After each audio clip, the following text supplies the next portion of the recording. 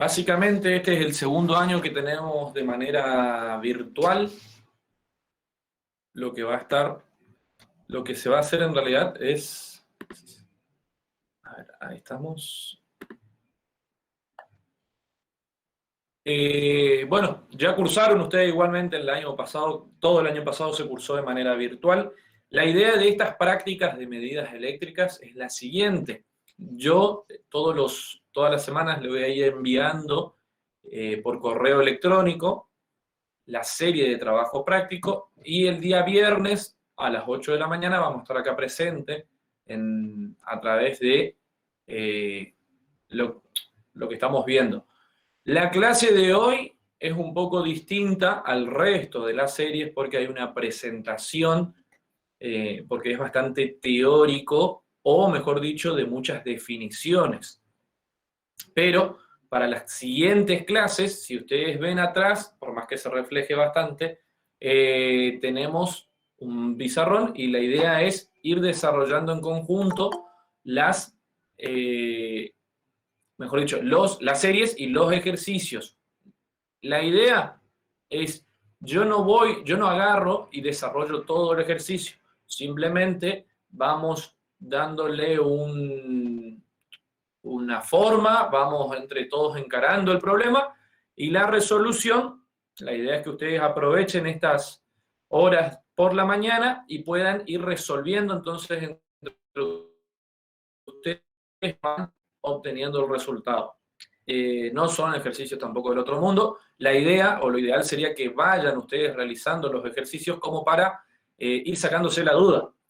La fecha, como toda asignatura, tenemos dos parciales con su respectivo recuperatorio y un extraordinario. Los parciales, les comento ya, incluyen preguntas teóricas de tanto, o puede ser parte de teoría o parte de laboratorio, con respuesta múltiple choice. No hay nada de desarrollo. Simplemente es como para complementar a la parte práctica algunos conceptos teóricos. Entonces, lo que hacemos nosotros es tenemos una parte teórica, una parte de laboratorio y una parte de desarrollo práctico. Eso es lo que el año pasado lo implementamos y resultó bastante bien. La idea es, hay algunos chicos que recuperaron solo la parte teoría y otros que recuperaron la práctica. La idea de ir complementando la teoría es para hacer una unidad completa en la asignatura. Ya se habrán dado cuenta de cómo es el ingeniero Víctor Marde en el sentido de cómo él desarrolla su teoría y a qué hace más énfasis. Para los exámenes finales, al ingeniero Marder le gusta mucho que ustedes puedan complementar la parte teórica con los laboratorios, ¿sí? Entonces, la pregunta final del ingeniero siempre va a ser, ¿y en el laboratorio cómo lo hicieron y qué valores obtuvieron o qué valores tuvieron que colocar, qué valor de resistencia, qué valor de capacidad? ¿Se entiende? Entonces, la idea es que ustedes vayan constantemente relacionando la teoría, la práctica y el laboratorio. Las fechas de los exámenes parciales, ya les voy a decir, igual yo les voy a pasar esto por correo, sería esto en una tentativa de que podamos desarrollar todo en tiempo y forma. La idea es agarrar y hasta la serie tenemos la serie 1, que es la de hoy, la serie 2, 3, hay una 3 prima o una 3 bis, una cuarta, y ahí recién tenemos el parcial que tendríamos fecha estimativa el 14 de mayo.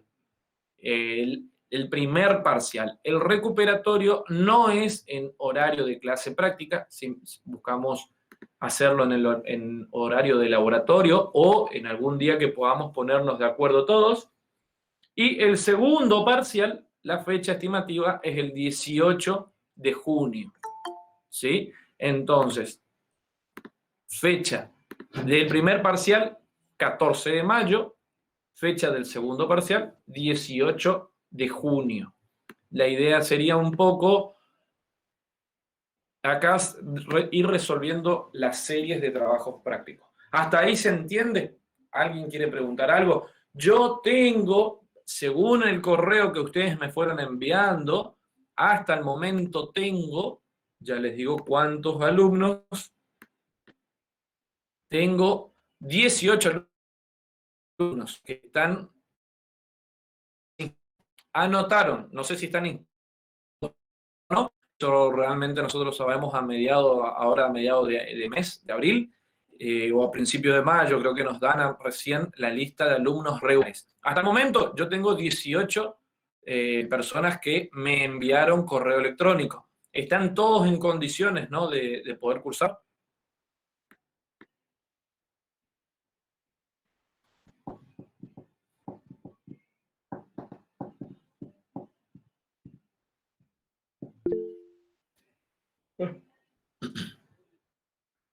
Bueno, ahí me contesta.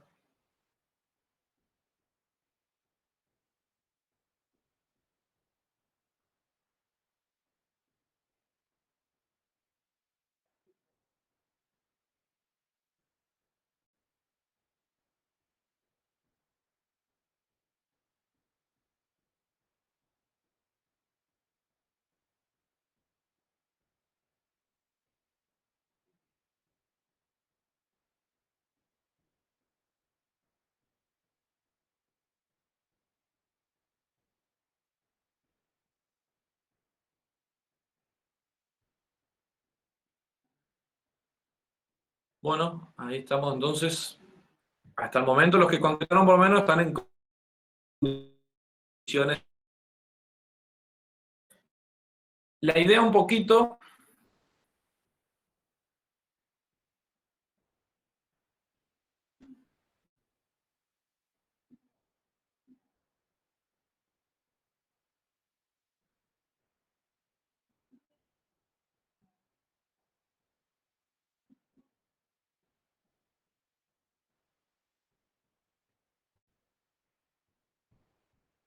aguárdenme un segundito.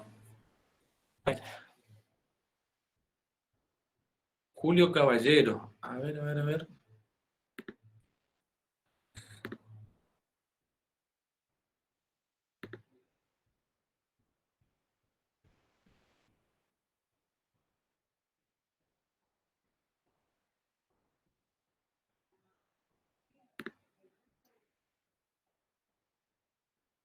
Caballero, yo no tengo, no, seguramente vos le enviaste a el ingeniero Ramírez, que él es de la parte del laboratorio, porque yo no tengo ningún mail tuyo en todos los que me mandaron, por eso yo tengo 18 solamente, que enviaron el 16 de marzo, que fue la clase inicial o la clase inaugural. Ahí me empezaron a enviar todos sus datos. Y mandame por favor acá dejo igual por las dudas, info.medidaseléctricas@gmail.com. Ahí envíen cualquiera, ¿no?, que no esté, su nombre, apellido, nombre, libreta y de qué carrera, si sos de ingeniería eléctrica o en electrónica. Por lo que vi, en esta tanda hay más de electrónica que de eléctrica. Bueno, las series de trabajo práctico básicamente se basan en varias cuestiones. Tenemos las primeras partes de elementos, perdón, no elementos, de instrumentos que son analógicos y cómo con un microamperímetro podemos armar voltímetros o justamente ampliar la escala de voltímetros, perdón, de amperímetros, y también podemos llegar a realizar ómetros.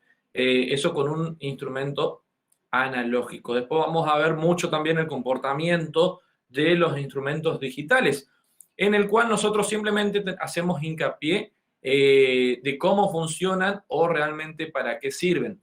Años anteriores yo siempre consultaba y ya desde segundo año ven ustedes lo que es números binarios o lógica combinacional. Igual, de todas formas, vamos a hacer una introducción muy breve, simplemente vamos a hablar de qué es la lógica combinacional y tenemos que, para lo que sea instrumento digital, ya nos tenemos que pensar en la cabeza con números binarios, ceros y unos, o sea que nuestra señal se van a convertir en ceros y unos. Vamos a ver la diferencia justamente entre lo que es un instrumento analógico y uno digital, en el cual los tiempos de conversión o tiempos de medición, porque eso es lo importante. En un instrumento analógico, yo cuando estoy midiendo alguna magnitud es de forma inmediata. Ahora, cuando yo realmente mido con un instrumento digital, tiene un tiempo de retardo debido a que yo tengo que manipular la señal, ¿sí? Es decir, tengo que muestrearla, retenerla, cuantificar, codificarla y cuantificarla, que eso es todo un proceso en el cual quizás en instrumentos básicos como es un mal llamado tester, ¿sí? Porque es un multímetro en realidad, porque tenemos múltiples magnitudes para poder medir. Si nosotros conectamos eso en el toma corriente de forma automática o inmediata, tenemos el valor de tensión en el display. Nosotros agarramos, ni terminamos de conectar y ya nos está indicando 220 voltios. Bueno, ese instrumento es de manera inmediata. Vamos a ver que existen otros instrumentos, por ejemplo, un osciloscopio en el cual, o un analizador de espectro, en el cual uno cuando conecta la señal, realmente tiene un tiempo de demora poder visualizar. Bueno,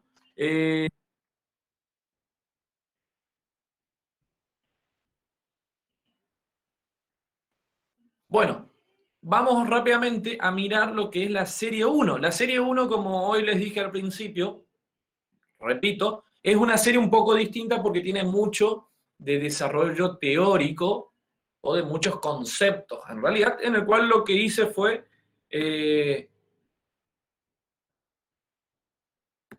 justamente poder, díganme si se llega a visualizar ahí la presentación. Yo necesito que me confirmen. Entonces, si me confirman, vamos a poder ya comenzar la serie 1, que si se fijan, básicamente después se ve, porque yo me tienen que hablar ahora sí, por favor, porque puse pantalla completa.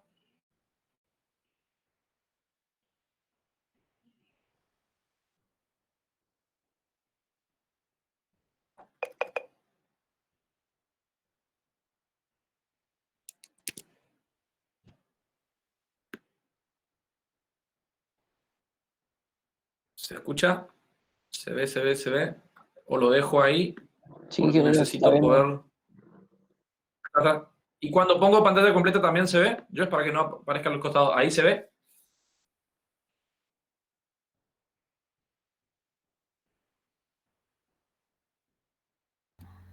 Estamos No, viendo su pantalla de Meet. Sí, tenemos que ver Ahí no se ve. otra cosa. ¿y se ve la pestaña completa del Chrome? Se ve la Ahí yo estoy haciendo presentación. una presentación. Ahí no. Claro, No. ahí se ve el Google Chrome nomás. O sea, la pestaña del Meet. Bueno, aguárdenme entonces. Voy a mirar. A ver. Estás presentando. Dice dejar de presentar. Vamos a probar de nuevo. Presentar. Toda tu pantalla. Ahí está. Compartir. Ahí se ve toda mi pantalla.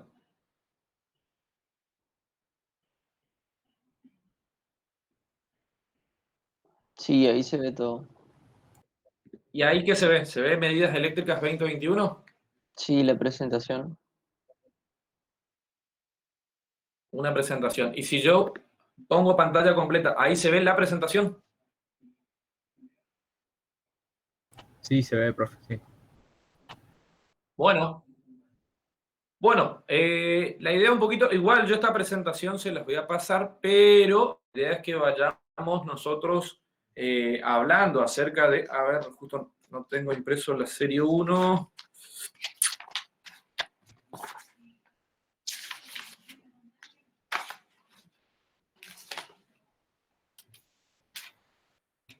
Bueno, básicamente va contestando las preguntas de carácter teórico. Sobre el final recién tenemos algo para desarrollar. Acá comenzamos con qué es la metrología. Bueno, el conjunto, como dice ahí, de conocimientos relativo a las mediciones se denomina metrología. ¿Por qué es importante medir? ¿Por qué nosotros podemos, para qué necesitamos medir? Y bueno, porque realmente nosotros vamos a tener un sistema de unidad, ¿sí? O una magnitud con su respectiva unidad, y a eso tenemos que ir comparando. Lo más sencillo, o lo que nosotros nos tenemos que poner en la cabeza, por ejemplo, es el metro. Nosotros tenemos un metro, y bueno, y después decimos, en una cuadra, por ejemplo, ¿cuántos metros entran? Y bueno, se va comparando, y llega a que tiene 100, 110 metros a cuadra. Entonces, podemos ir comparando con la unidad. Entonces ahí dice medición. Todo fenómeno o cuerpo tiene atributos que pueden ser diferenciados de dos formas. Cualitativamente, ¿sí? Cuando le estamos dando una, como dice el nombre, una cualidad, alto, bajo, largo, ancho, oscuro, blanco, que sea azul, que sea rojo, ¿sí? Le estamos dando una cualidad. O también lo podemos determinar cuantitativamente y le asignamos un número. A estos atributos se denominan entonces magnitudes. Medir es determinar cuantitativamente, ¿sí? Cuánto una magnitud, mediante la comparación directa o indirecta con la misma magnitud cuantitativamente conocida, de otro fenómeno o cuerpo al que se da por convención el valor unitario. Como les dije, medir es entonces determinar cuantitativamente una magnitud mediante la comparación directa o indirecta. Eso ya lo vamos a ver en qué, con qué instrumentos nosotros medimos de forma directa o con cuáles de forma indirecta. Y bueno, y hay justamente una magnitud conocida de un fenómeno o cuerpo al que se da por convención el valor unitario. O sea, vuelvo a repetir, el metro es el que nosotros tenemos que pensar como el más sencillo, pero van a haber magnitudes en el cual no sea sencillo medirla o que se necesitan realmente de mucho conocimiento para poder realizar la medición. ¿Cómo se debe expresar una medición correcta? La manera correcta, y esto les digo bien desde el inicio ya, porque pasa siempre. Yo consulto, ¿cuánto es el valor de la corriente? Y me contestan, es 10. Y 10, como dice ahí, como está expresado, 10 es la medida, o la M, que está ahí en chiquitita, ¿sí? Pero la respuesta correcta sería 10 amperes, ¿está? Entonces, ahí la medida es la medición con su respectiva unidad, más o menos un delta de medición si llegáramos a tener nosotros. Si nosotros tenemos que ir a medir 100 kilómetros, ¿sí? Con el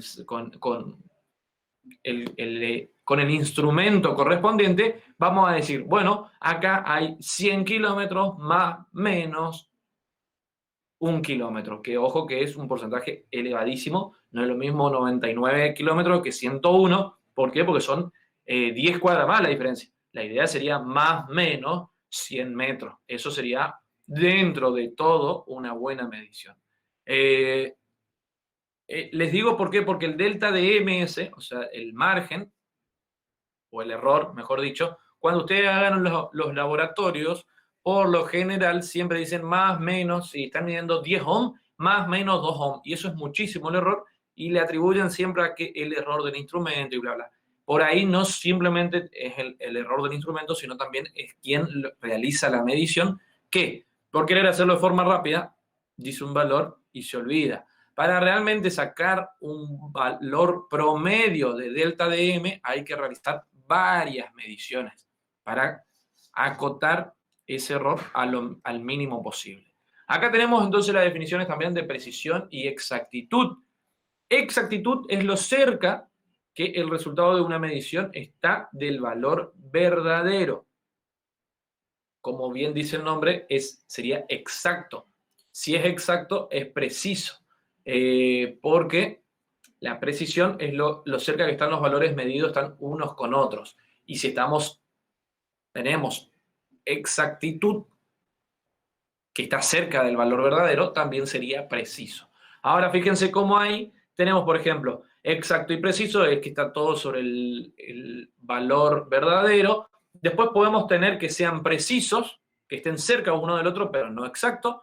Y más abajo dice método exacto, inexacto, perdón, e impreciso. Y método inexacto e impreciso. Perdón, el otro es exacto e impreciso, porque están cerca del valor verdadero. El que está abajo sería el 1, 2, el tercero, abajo a la izquierda, viéndolo de frente. Tenemos que es exacto porque están cerca del valor verdadero, pero es impreciso porque están todos dispersos entre sí los valores. Y por último, el cuarto de abajo, que es inexacto e impreciso porque están fuera del valor verdadero y encima dispersos entre sí. ¿Se entiende hasta ahí? Sí, se entiende, profe. Bueno, hasta ahí venimos todo sencillo, son cuestiones básicas que inclusive por ahí ya las habían visto ustedes. En toda medición se conocen dos parámetros. El parámetro medido, ¿sí? Nosotros agarramos, vuelvo a repetir, lo que pasa es que podemos imaginarnos o tener un metro y empezar a medir, y el parámetro buscado, que sería la finalidad, es la medición, y en algunos casos también el parámetro medido. ¿A qué me refiero con eso? Nosotros podemos agarrar y hay magnitudes que ya están resueltas. Eso es lo que tenemos que pensar. El metro. El metro ya es una magnitud que está resuelto y ya sabemos cómo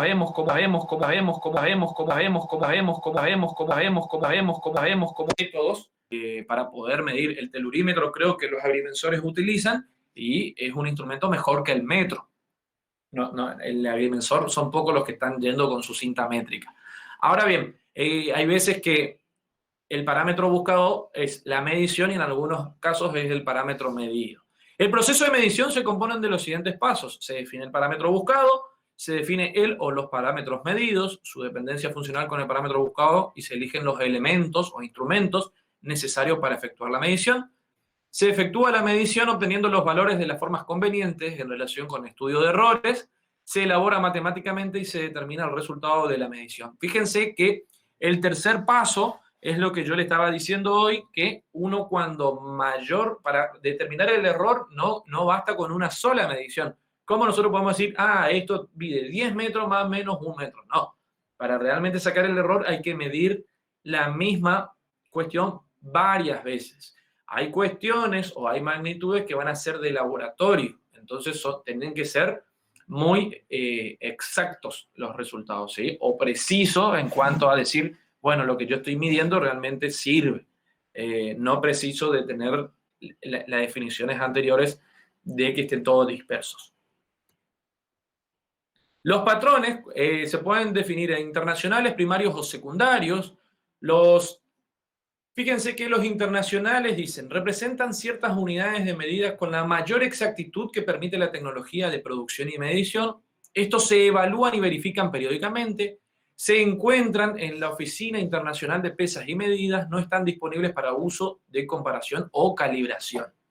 Es decir, que esos patrones internacionales solamente se estudian, se los determina y se los presenta como diciendo, esta es una nueva unidad. Después tenemos los patrones primarios que se encuentran en laboratorios importantes, ¿sí? Que van a hacer, lo que van a hacer es representar unidades fundamentales y algunas unidades mecánicas y eléctricas derivadas. Se calibran de forma independiente por mediciones absolutas en cada uno de los laboratorios.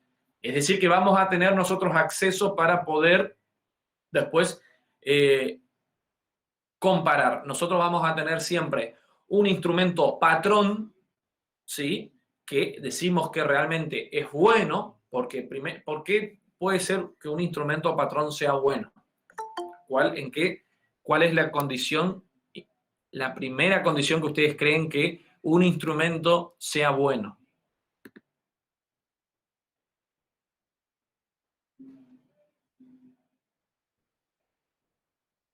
Ahí pongo por si alguno escribe en el chat. ¿Cuál sería una primer condición para que un instrumento sea, nosotros digamos, este instrumento es mejor que este?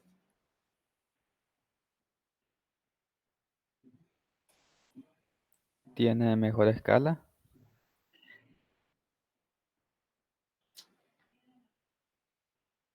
Sí, pero ese ya es cuando vos entras a tener un conocimiento sobre el instrumento. Vamos a hacer de cuenta que vos no conocés nada del instrumento. A vos, yo te digo, anda a comprar tal instrumento. ¿Vos con qué condición inicial decís este es mejor que este?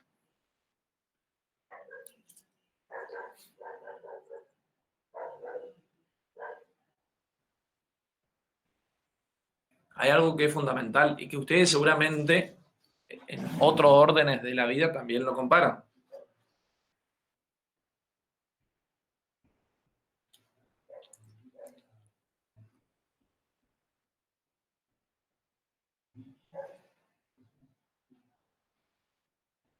¿Y cuál puede ser una condición fundamental encima en un instrumento?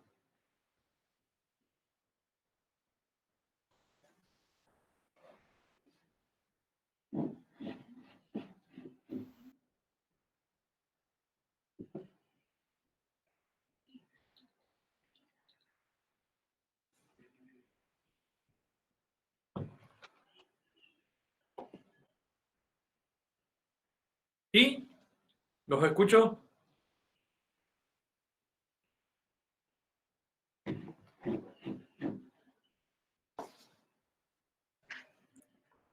Cuando ustedes se van y se compran una zapatilla,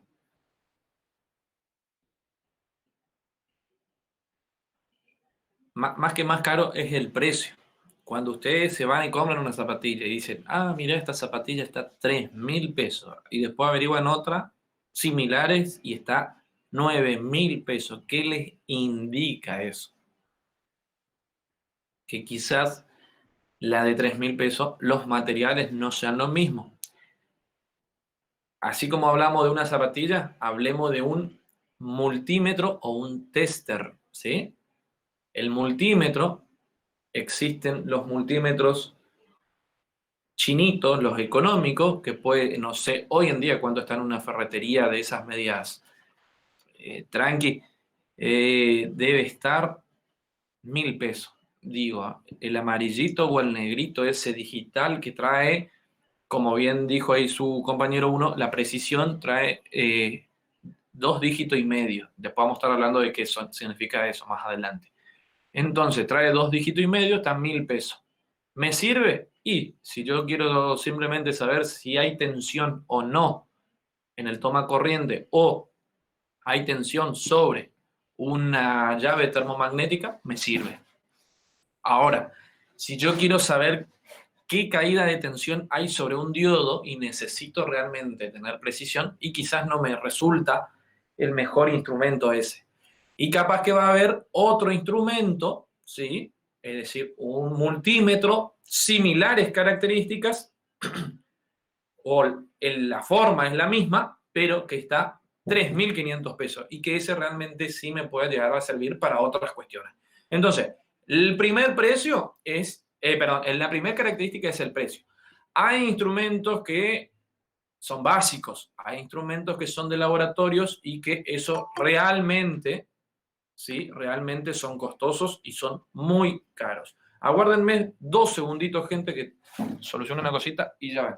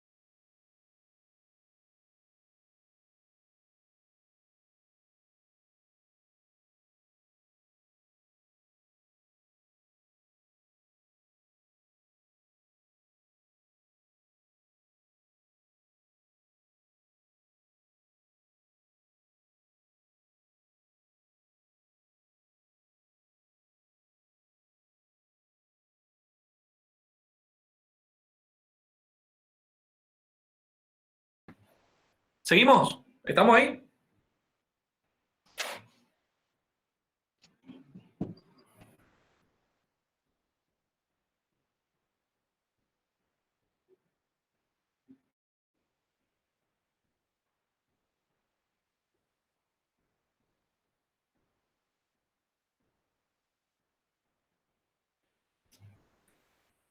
¿Estamos? ¿Están?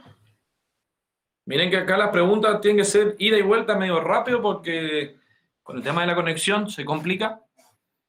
Y entonces, no en la clase de hoy, que es por ahí un poco más sencilla, pero las clases que vienen tienen que contestar, tirar respuesta, cosa de poder seguir avanzando, porque yo pregunto, ¿qué valor tiene esto? Tanto, bueno, seguimos.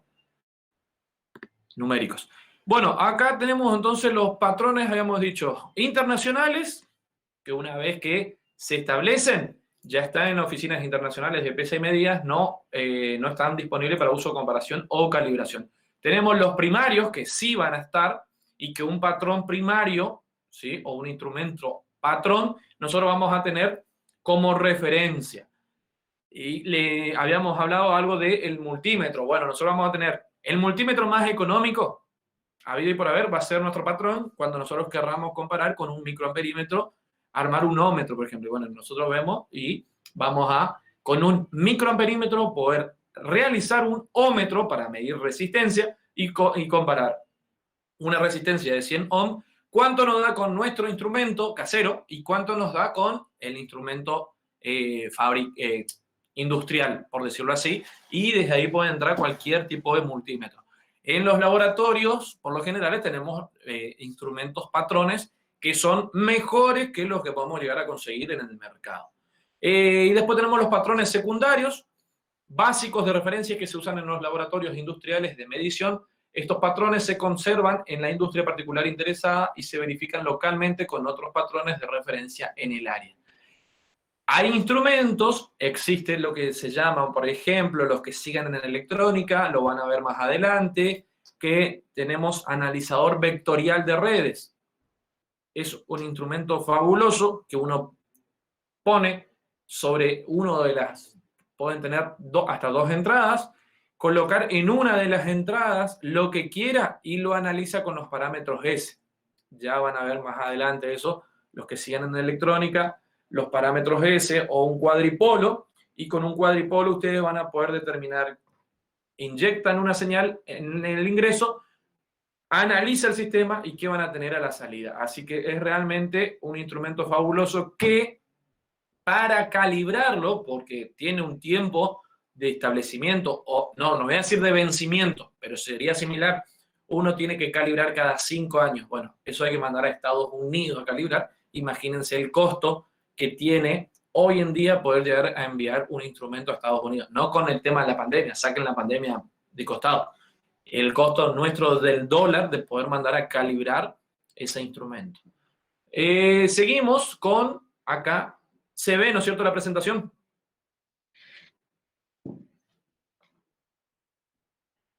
Sí, Sí, sí, eso es. sí. Bueno, seguimos entonces. ¿Cuándo una medición es directa o indirecta? Directa. Es obvio cuando el parámetro buscado es el parámetro medido. Y allá arriba vemos un 290 amper. Yo quería medir corriente y estoy leyendo desde el instrumento corriente. Medición indirecta, cuando el resultado de la medición se obtiene midiendo varios valores de parámetros relacionados con el buscado por medio de una ecuación matemática. Si se fijan abajo, es un osciloscopio. Eso que está ahí es un osciloscopio analógico. Los dos instrumentos son analógicos. Uno no necesariamente tiene que ser analógico porque maneje aguja, ¿sí? El instrumento que está abajo es un instrumento analógico y sin embargo no maneja aguja, pero tiene otra característica que se diferencia del digital. La cuestión es que el instrumento que está abajo, que es el osciloscopio, nosotros podemos medir de esa señal podemos leer de forma directa el período de la señal. Y de forma indirecta, entonces, ¿qué vamos a obtener? Si conocemos el período de una señal, de forma indirecta, ¿qué podemos obtener? La frecuencia. La frecuencia. Aplicando una ecuación matemática. Si yo leí que el periodo era 20 milisegundos, hago la inversa de eso y ¿cuánto es la frecuencia?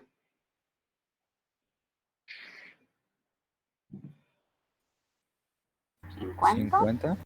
50 Hz, correcto. ¿Se entiende? Esas son entonces las formas de medición. Ojo que esta es esta primera unidad, les comento ya de paso, porque me hizo acordar esta pregunta, parece muy tonta o muy sencilla. Me he cansado de agarrar en los parciales presenciales, en el virtual es un poco más difícil poder enganchar a quien estudia y a quien no, porque de última, al tener la presentación uno puede rápidamente buscar la respuesta, pero en los parciales presenciales me cansé de agarrarlos con las manos en la masa en el sentido de que no estudiaron nada acerca de la serie 1 porque parece muy sencilla.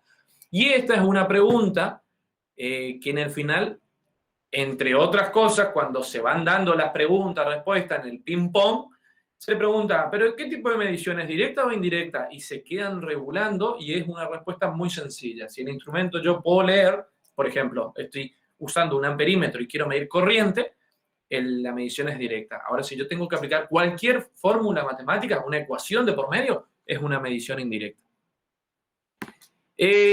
¿Para qué medimos? Bueno, para convalidar las leyes de la ciencia, para estudiar, desarrollar y vigilar muchos dispositivos y procesos. Vuelvo a decir, nosotros decimos, oh, ¿para qué quiero medir yo 220 volts si es 220 voltios siempre?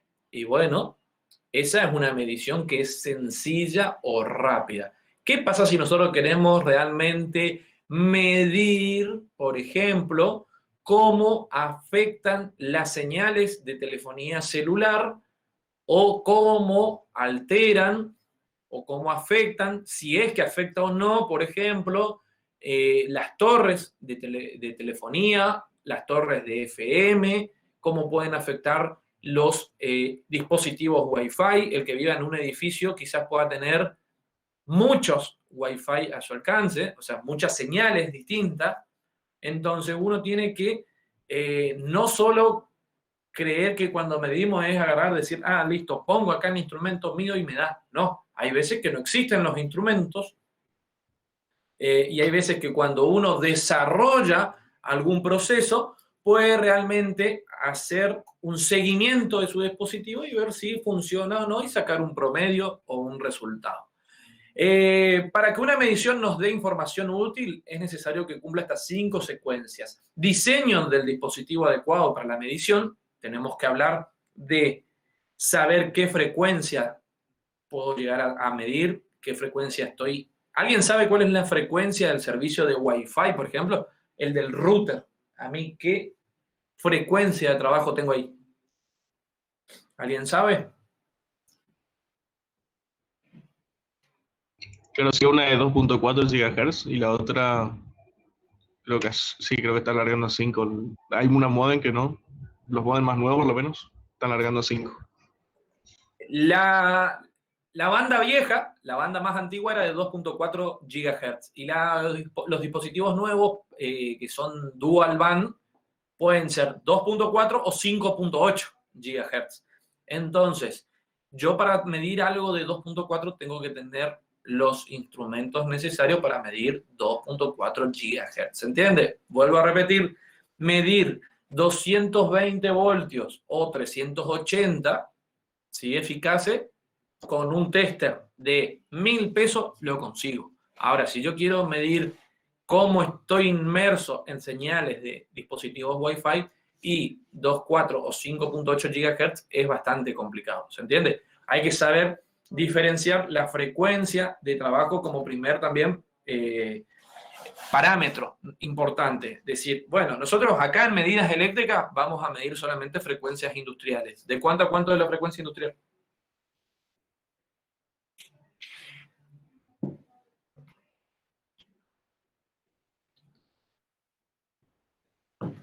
La frecuencia industrial, ¿de cuánto a cuánto va?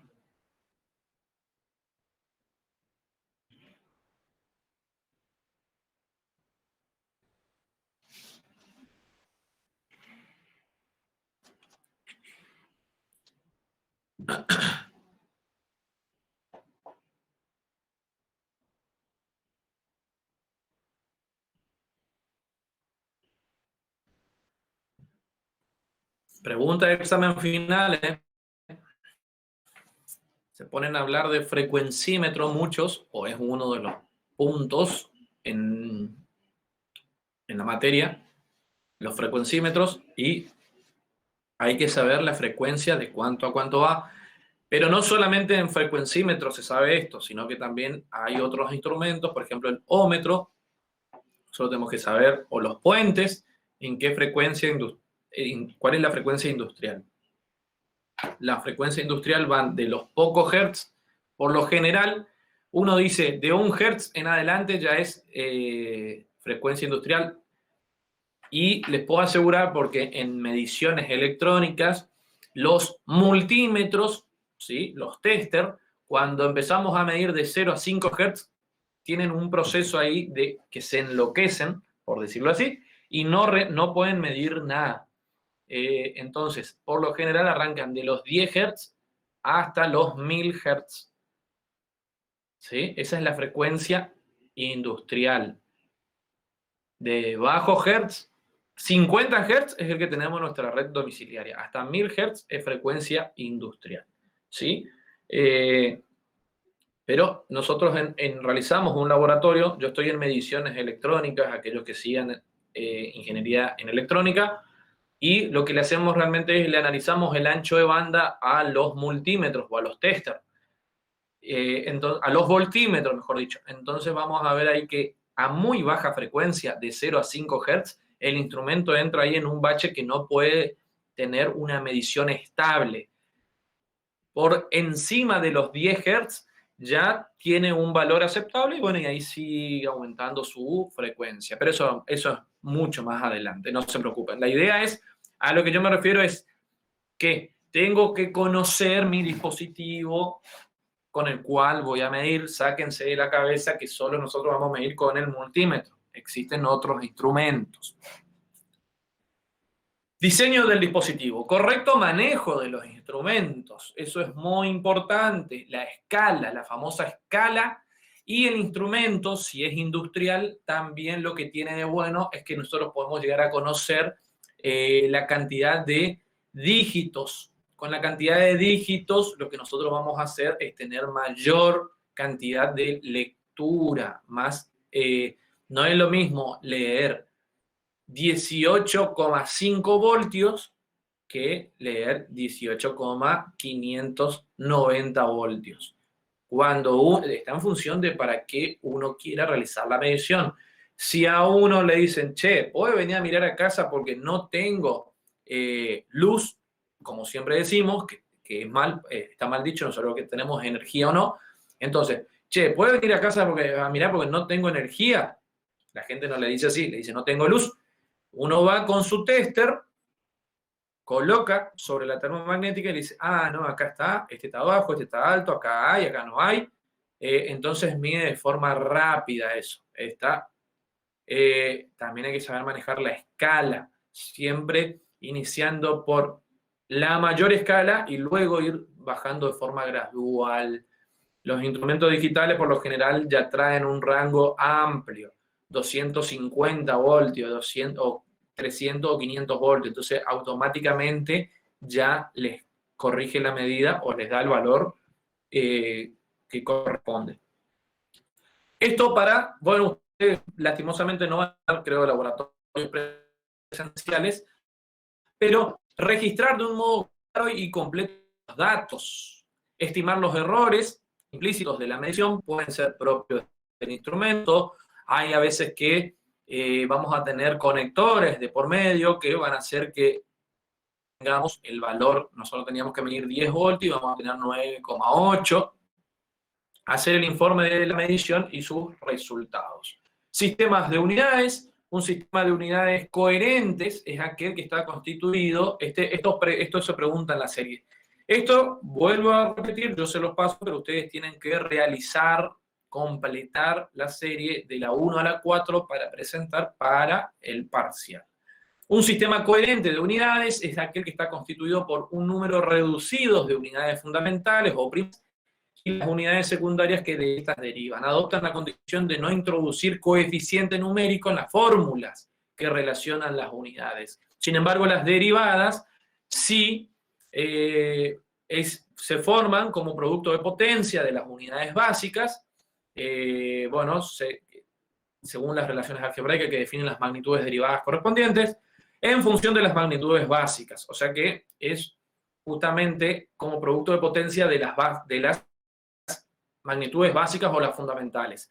Cuando el producto de potencias no incluye ningún factor numérico distinto del 1, vuelve para atrás y se llaman coherentes. Pero por lo general las derivadas van a tener un coeficiente distinto de 1.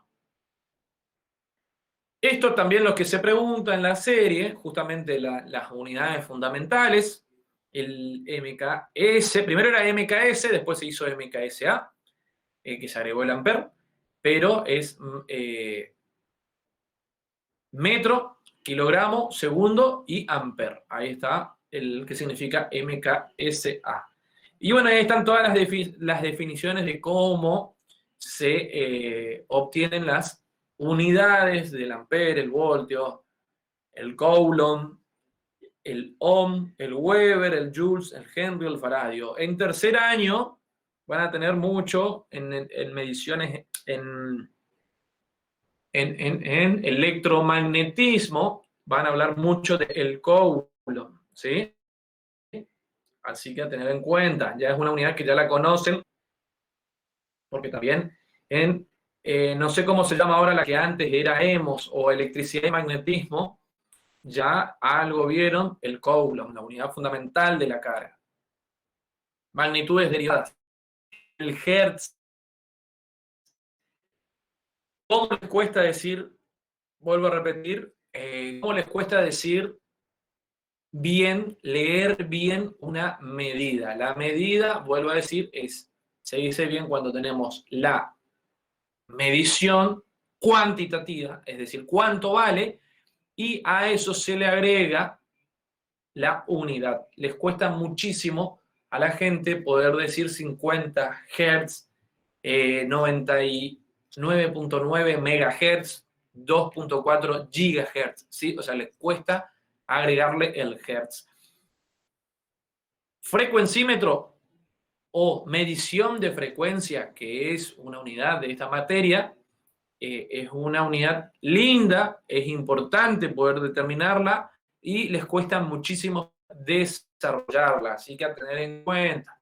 Bueno, ahí tenemos después el watt, newton, pascal, unidades de fuerza, de presión, el joules, que es el trabajo, el vatio, potencia, el coulomb, carga, voltio, que es la diferencia potencial, el faradio es la capacitancia, o el capacitor. También no pueden completar qué valor tenía el capacitor y dicen, y tenía 9 nanos o 900 nanos. ¿Nano qué? Nano faradio. Ahí está. El ohm, Siemens, conductancia, Weber, Tesla, el Henry, es la de las inductancias también. Bueno, esto todo es lo que van a necesitar completar después en el informe de la serie número 1. Registro de informes de la medición. Esto es muy importante a tener en cuenta ya desde a esta altura del partido para ustedes, porque después cuando llegan a años siguientes les cuesta muchísimo y es algo que lo hacemos de mala forma o de mala gana muchas veces. ¿Por qué? Lo copiamos y pegamos. Yo fui alumno hasta hace no mucho tiempo y la idea es que ustedes puedan aprender, no a sacarse de encima la asignatura, ¿sí? Entonces, la idea de un registro de informes o una hoja de datos, objetivo de la medición y las variables por medir, traten de, por más que les vuelvo a repetir, para estos casos excepcionales de que los laboratorios no son presenciales o son de manera virtual, se complica. Pero la idea es, si ustedes tienen la serie de laboratorio, por más que lo tengan de forma virtual, modifíquenlo a su gusto, Porque ustedes lo que tienen que entender de un laboratorio es que ustedes están realizando algo. Entonces tienen que contar ese algo, así como se cuenta un chisme, así como se cuenta un partido de fútbol, así como se comenta un partido de básquet o lo que fuese, ¿sí? O, che, ¿viste el TikTok ese? Bueno, así como comentan esas cosas, tienen que poder comentar lo que realizan en el laboratorio, pero con carácter técnico. La gran diferencia entre todas las otras pavadas que yo le comenté es que uno puede hablar con la jerga cotidiana. En los laboratorios ustedes tienen que tener un objetivo, cuáles son las variables por medir, cuáles son las magnitudes y sus unidades con las que midieron, ¿sí? Nosotros medimos resistencia, bueno, queríamos saber cuántos ohm tenía nuestra resistencia desconocida. Fecha en la que realizaron la medición o en el laboratorio, diagramas de conexiones, es muy importante que en el examen, en el parcial, ustedes realicen un diagrama de conexión. Es imposible de que nosotros, para medir resistencia, en función de si la conexión es corta o la conexión es larga, vamos a ver más adelante, es imposible que ustedes no me digan, que no me dibujen cuál es el circuito, porque si ustedes no me dibujan cuál es el diagrama de conexión o cuál es el circuito empleado, están automáticamente, ese punto está desaprobado. Yo puedo agarrar y decir, la resistencia crítica tenía que ser de 1,5 kilo ohm, el valor está perfecto, pero si yo no tengo el diagrama de conexión, está mal. ¿Por qué? Porque yo no sé si ustedes saben o no. Pueden ser que obtuvieron el resultado porque es muy sencillo obtener el resultado o el valor de una resistencia crítica. Por ejemplo, la resistencia crítica de un diagrama de conexión corta o larga se hace como la raíz cuadrada del producto de la resistencia del voltímetro por la resistencia del amperímetro. Uno hace el producto de RA por RB y después le saca la raíz cuadrada, tiene el valor de la resistencia crítica.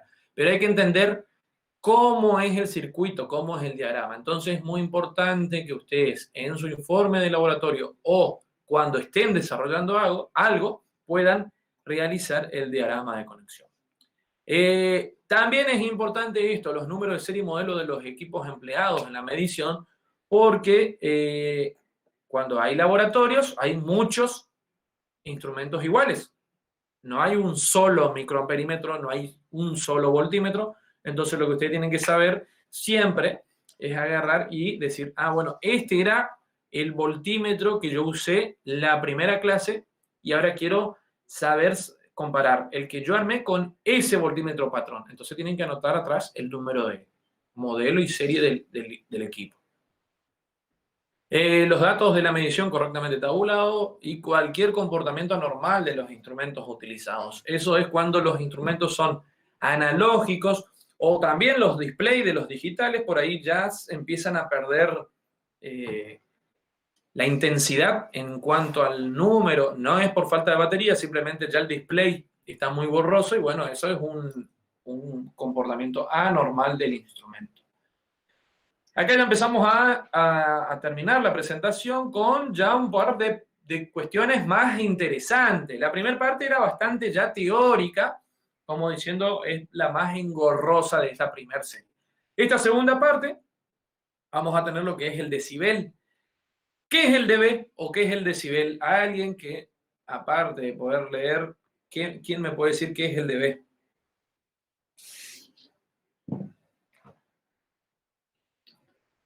¿Dónde lo escucharon? El decibel es una unidad de intensidad de ruido, ¿puede ser? Se lo asocia mucho al sonido, en realidad, pero no necesariamente es aplicable al sonido. Por eso, ¿viste? Ahí, ¿quién es Facundo? ¿Cuánto? Lebro, yo soy. Bueno, es más fácil decirte Facundo. Sí.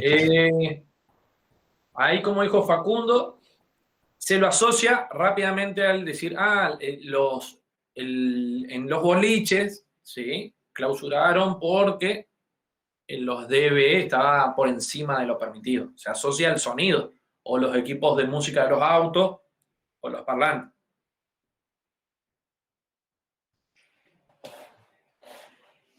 Pero el dB se denomina, bueno, el decibel o decibelio a la unidad empleada en acústica y en telecomunicación para expresar la relación entre dos potencias, pero puede ser acústica o eléctrica.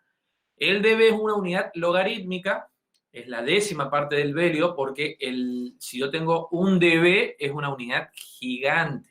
¿Está? Entonces, lo que es como el henrio. Uno no tiene henrio porque sería una unidad ferromagnética muy grande. Recibió este nombre en honor a Alexander Graham Bell, que es el inventor del teléfono convencional, el clásico, el primer teléfono, o sea, con líneas, no el celular que conocemos ahora. ¿Y cómo se lo obtiene? El dB es 10 por el logaritmo de la potencia de salida en función de la potencia de entrada. Es adimensional y si yo puedo hablar de ganancia o atenuación. Si estoy hablando de ganancia de 3 dB, es decir, lo que yo tengo a la salida, porque fíjense que es potencia de salida en función de la potencia de entrada, si yo tengo una ganancia de 3 dB, significa que la potencia de salida es el doble de la potencia de entrada. Estoy hablando de una ganancia. Si hablo de una atenuación o pérdida, pero la palabra correcta es atenuación, y si yo tengo menos 3 dB, significa que la potencia de salida es la mitad de la potencia de entrada. ¿Se entiende? Eso es lo que dice ahí, una ganancia o una atenuación. Por último, esta última parte también es interesante, es importante, y los números binarios. De números binarios ustedes ya algo vieron, porque ya tienen computación o informática, no sé qué es lo que tienen en segundo año. O sea que números binarios ya lo vieron, ¿no es cierto? Sí, en primer año damos en informática. Bueno, en primer año. Cuando nosotros cursábamos todavía nadie nos daba nada acerca de números binarios. Entonces, uno ya de entrada, por lo general, sabe entonces de qué le estamos hablando acá de números binarios. Pero en electrónica, ¿para qué utilizamos estos números binarios? Simplemente es para los famosos compuertas lógicas, y las compuertas lógicas van a trabajar en un modo activo, ¿sí? O desactivado, en un modo abierto o cerrado, en un modo alto, bajo, verdadero, falso. Son todas las mismas palabras para indicar lo siguiente: o que tengo a la entrada 0 voltios o que tengo a la entrada por lo general una tensión de referencia de 5 voltios. Y ahí es donde ustedes ven las distintas lógicas o compuertas combinacionales. Una compuerta AND, que es una compuerta I, en el cual las dos entradas A y B tienen que ser 1.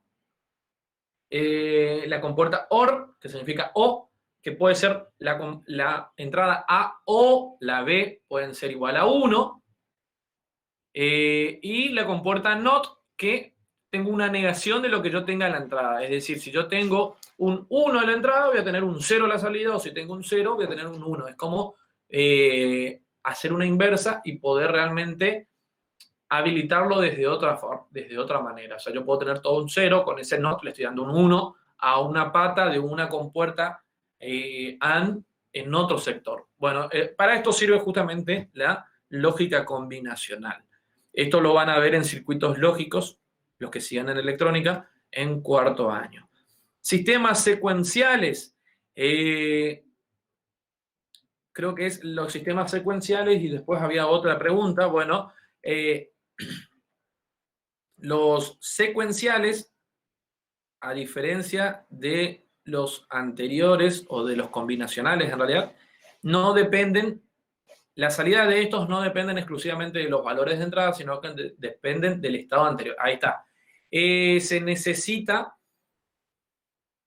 Los sistemas secuenciales es así. Yo voy a tener, hasta que yo no resetee mis compuertas y comience todo de nuevo, va a quedar con el estado anterior. Entonces, si en el estado anterior quedó en un estado alto, hasta que yo no resetee, no va a pasar a un estado bajo. O tengo un estado alto y tenga que hacer la opción inversa de pasar a un estado bajo. Es decir, que depende del estado anterior. Eso es un sistema secuencial. Y creo que eso es todo lo que tenemos acá. Y vamos a mirar. Esta es la serie número 1. Se ve, ¿no? Lo que estoy presentando. Sí, se ve bien. Se ve. A ver ahí quién más está entrando. Bueno, si se ve, ahí vamos a tener entonces.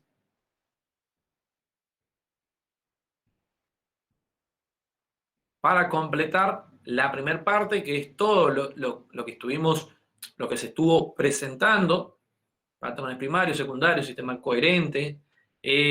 Con esta tabla, era lo que decía, me cansé cuando los parciales eran presenciales, de presentar esta tabla y que nadie pueda completar.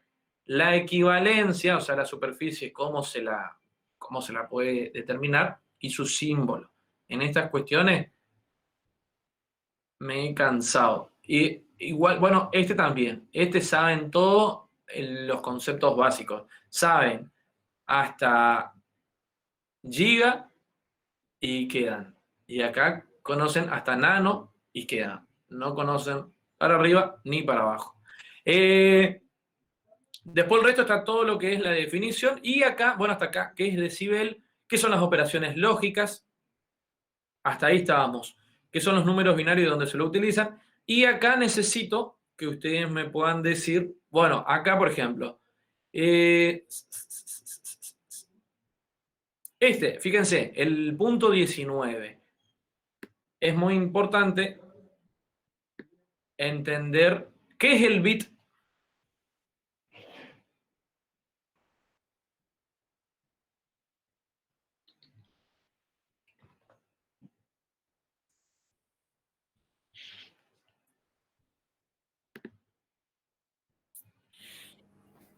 ¿Es la unidad más chica de almacenamiento? Es la unidad fundamental de la información, en realidad. ¿Qué valores puede tener el bit?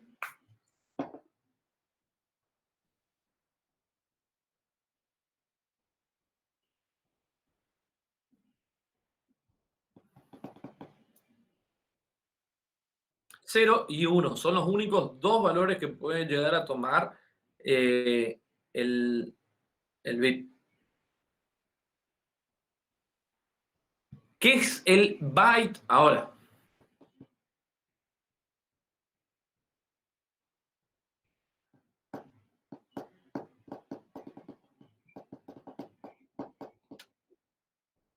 Es el arreglo, ¿sí?, de 8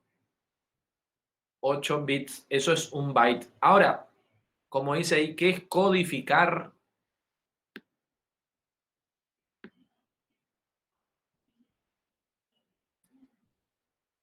La diferencia, ahí está, el byte es el arreglo que yo le puedo dar a 8 bits.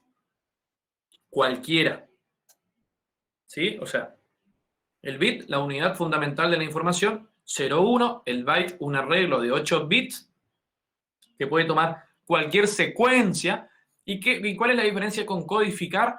Codificar es asignarle a un byte una determinada posición, ¿sí? Para, como dice el nombre, como valga la redundancia, para codificar. Es decir, yo le estoy diciendo que el 1, mi byte, va a tener una cierta posición y no se va a repetir. Y así sucesivamente. ¿Por qué? ¿A qué quiero hacer referencia? Fíjense que en el problema 15, justamente, hay que pasar, por ejemplo, el número 60, acá dice el número 60, el número 112 y el número 511 a números binarios, codificación BCD, que la codificación BCD va a tener para el 6 una cierta posición de byte y para el 0 una cierta posición. Para el 1 va a tener una cierta posición, es el arreglo, no necesariamente de octetos, hay veces que son de 4 posiciones. Y la codificación ASCII también, hay que ver cuánto vale el 6 y cuánto vale el 0 en la codificación ASCII. ¿Se entiende? ¿Hasta ahí? Lo que es codificar. Codificar es entonces asignarle una cierta posición a mi byte para que siempre valga en ese código esa posición. O sea que el 1 va a ser siempre una cierta posición, el 9 va a tener su cierta posición, si tiene letras va a tener su cierta posición cada letra. ¿Se entiende? Eso es codificar, asignarle entonces un cierto orden ya a las posiciones de los 0 y 1. Después tenemos el reloj o el clock, que es el que a nosotros nos va a ir dando los pulsos, los famosos pulsos de reloj, para que ese lo que nos va a dar de última, va a coordinar justamente la acción en las secuencias combinacionales. ¿Vieron hoy cuando estábamos mirando las compuertas AND, OR? Bueno, el clock, por lo general, vuelvo a la presentación, está acá. Por lo general, yo voy a tener siempre en la entrada A una señal cualquiera, o la señal que quiero medir, y en la entrada B voy a tener siempre un clock. Entonces, cuando el clock me dé 1, voy a tener acá una apertura. Cuando sea 0, el clock, que yo lo puedo manejar el tiempo de apertura y cierre, voy a tener un 0. Es decir, que siempre voy a tener un 1 acá en función del clock y acá va a estar la señal. ¿Se entiende? Cuando el clock sea 1 y cuando tenga señal de entrada, voy a tener una salida acá en AB. Cuando el clock sea 0, la entrada va a ser 0. ¿Qué más tenemos? Lógica positiva y lógica negativa. Bueno, eso simplemente es como lo indica ahí el nombre, de que a la entrada tengo valores positivos o altos y en la lógica negativa tengo la inversa, o también le puedo poner como referencia un inversor y voy a tener, en vez de más 5 voltios, menos 5 voltios. ¿Se acuerdan cómo pasar los números binarios, ¿no es cierto? El 60, por ejemplo. ¿Cuánto vale el 60 en números binarios? ¿Se acuerdan cómo había que realizar los pasos?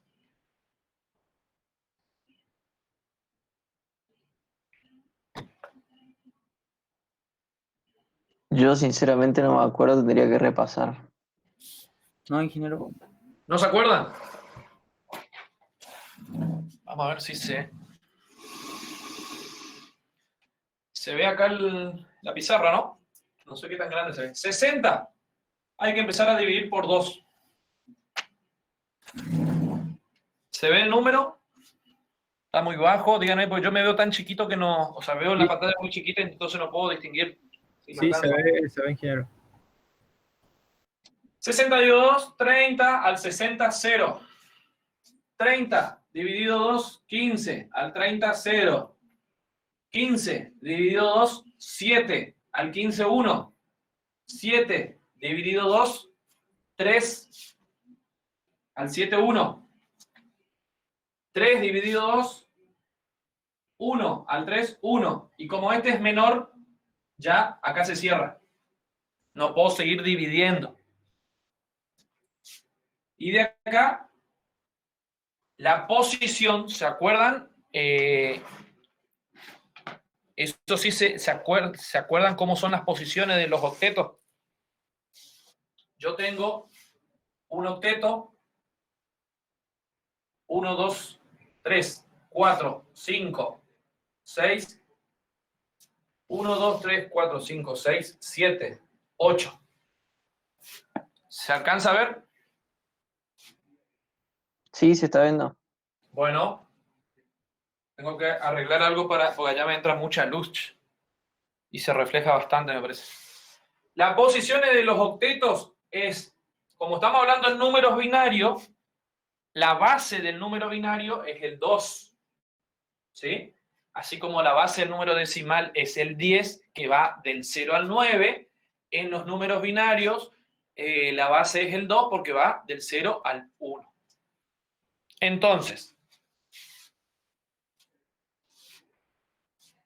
en un octeto vamos a poder leer del 0 al 7.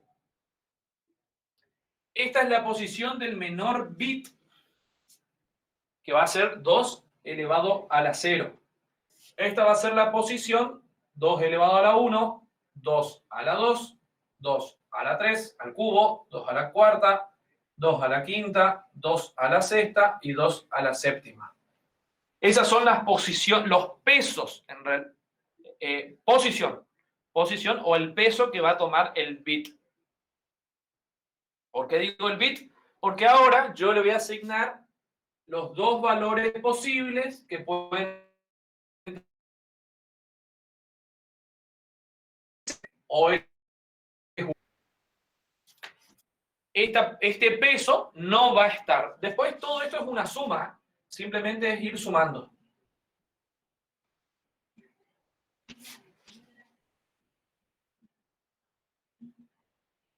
¿Se entiende? ¿Se entiende hasta ahí?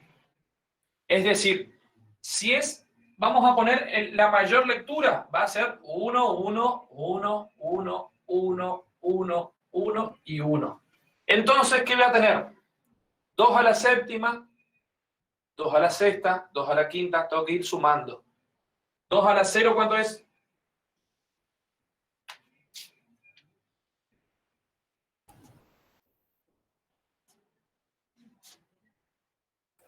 Uno. Cualquier número elevado a la 0 es 1. 2 a la 1, 2, 4, 8, 16, 32, 64 y ¿cuánto es 2 a la 7? Para no confundirme, es 200, no me acuerdo nunca si es 2 a la 8, es 512, 254.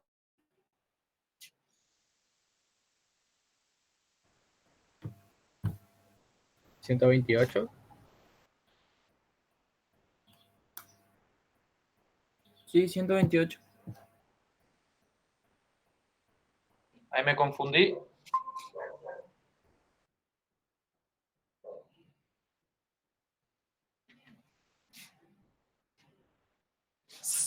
Si yo tengo todo 1 en mi octeto, tengo que sumar 128 más 64, 32, más 16, más 8, más 4, más 2, más 1. ¿Cuánto da eso?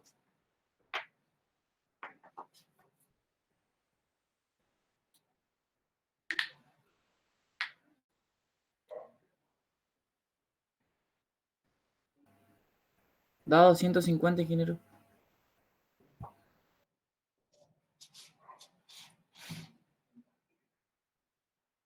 ¿Cuánto? 250.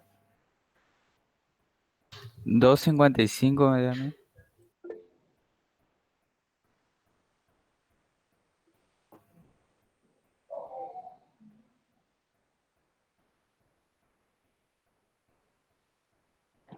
Y a mí 260.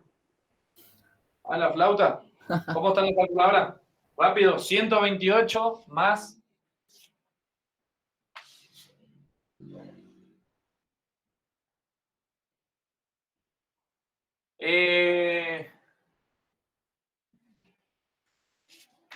corroboren esto, este nomás, el de 2 a la sexta da 64, ¿no?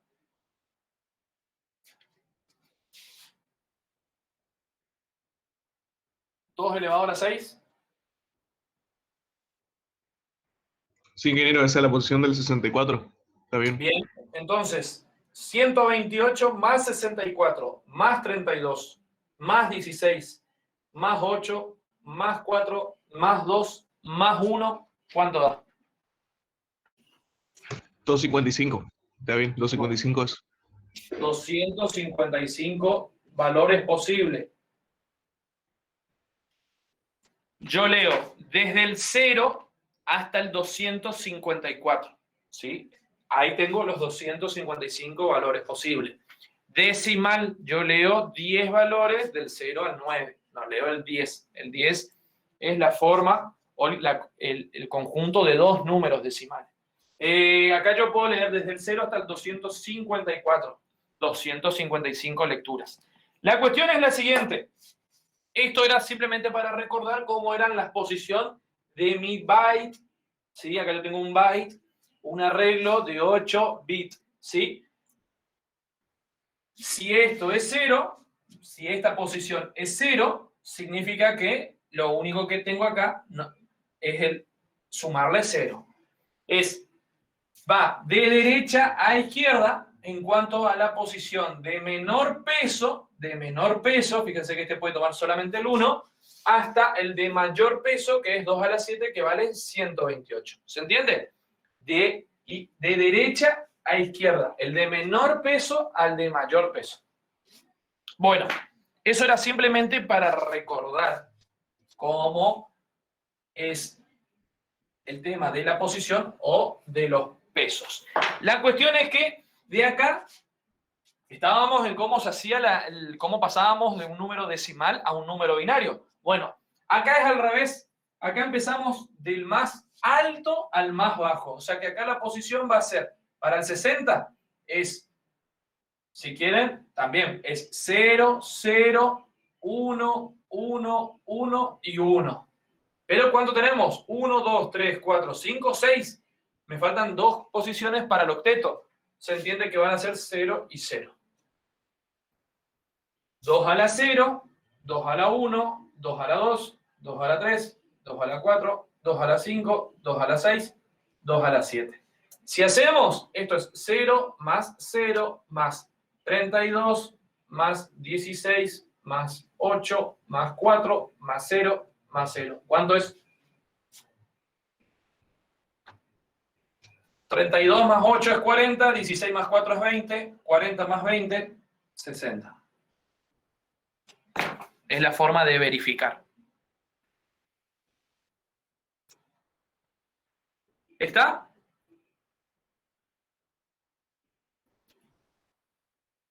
Esto es la forma de cómo pasar de números decimales a números binarios. Esto es una cosa. Ahora, vamos a buscar acá rápidamente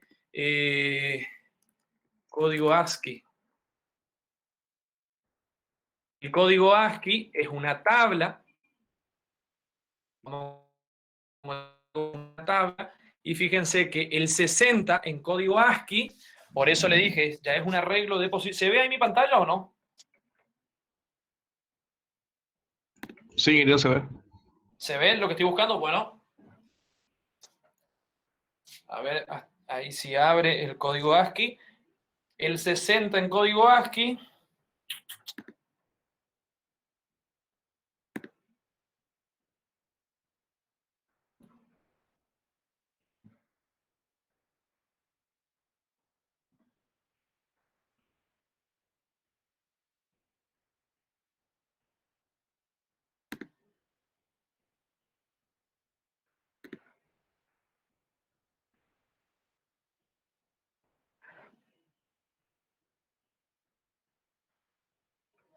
A ver si está.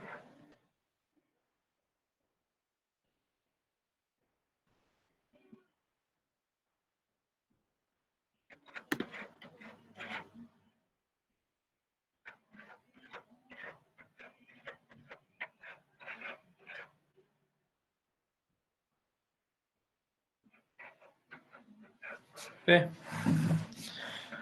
Acuérdenme acá, vamos a buscar mientras el código BCD también.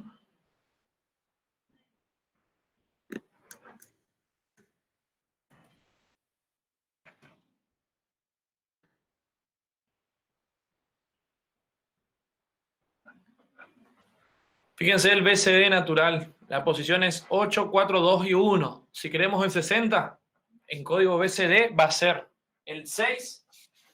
El 60 va a ser el 6. Es 0, 1, 1, 0, 0, 1, 1, 0. Y el 0 va a ser 0, 0, 0, 0. Esto implica el 0 y esto implica el 6. Eso es una codificación. ¿Está? Y a ver el ASCII, ¿por qué no me aparece?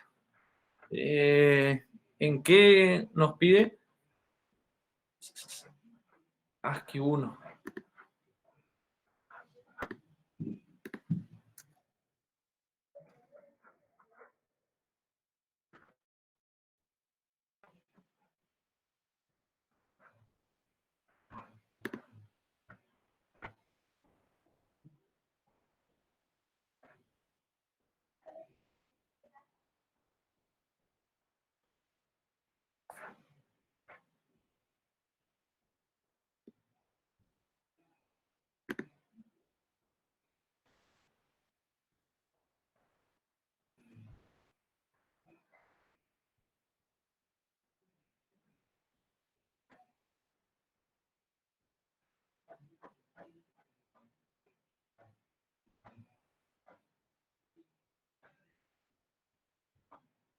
Bueno, no estoy encontrando. A ver, ¿cuál es el código?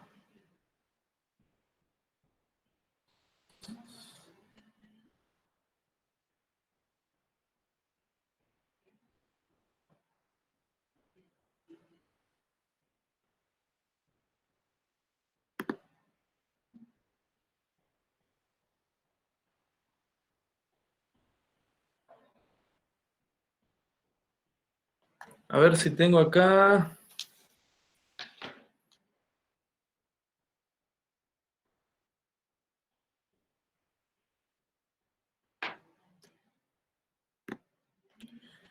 Este es.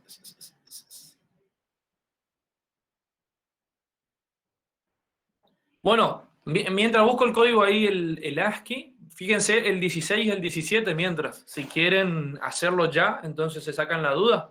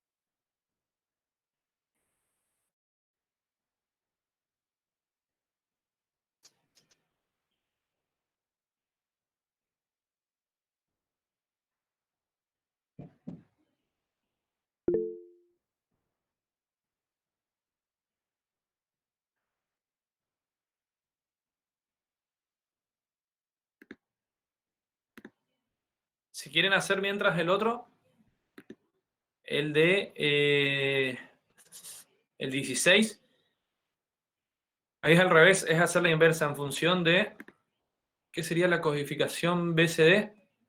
Es la sigla.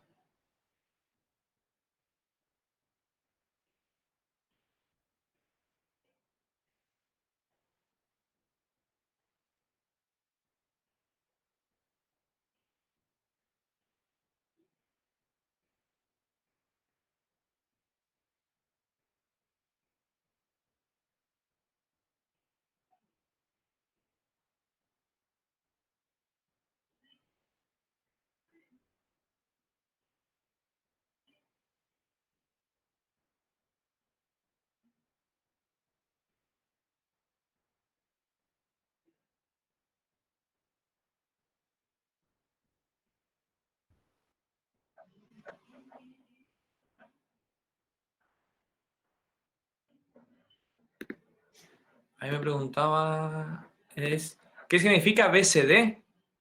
Es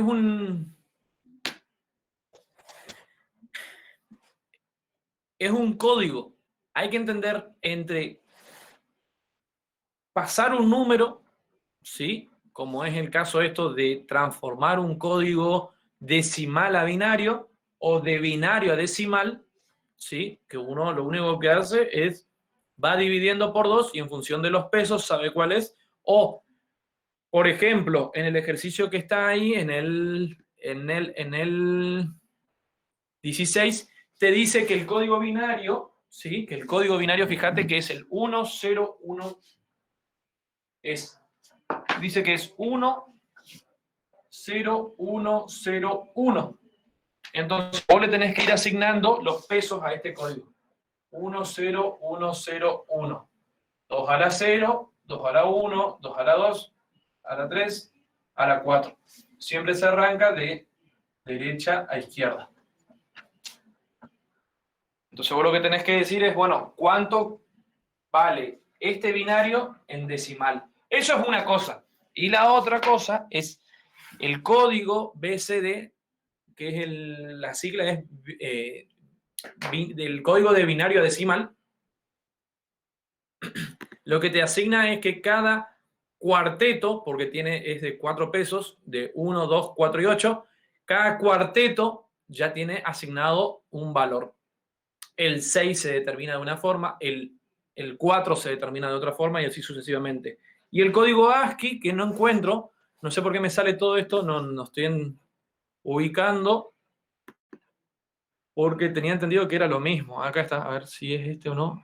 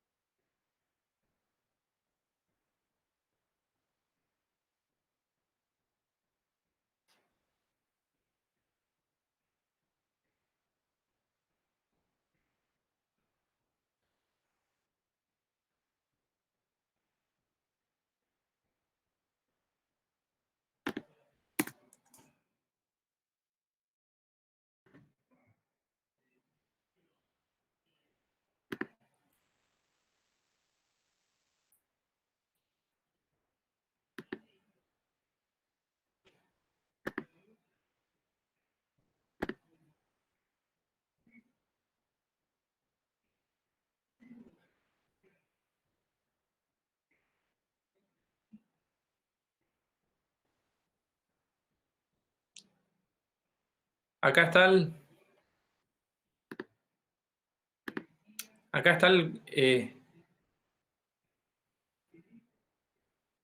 para hacer, simplemente para recapitular y para poder entender. Pasar de un número de decimal a binario, se va dividiendo por 2, se le asigna el peso. Pasar de un número de binario a decimal, en función de cómo yo tengo el valor, si va a estar activo o no, eso lo asigna el peso, o sea, el estado, mejor dicho, alto o bajo, 1, 0, 1, 0, 1.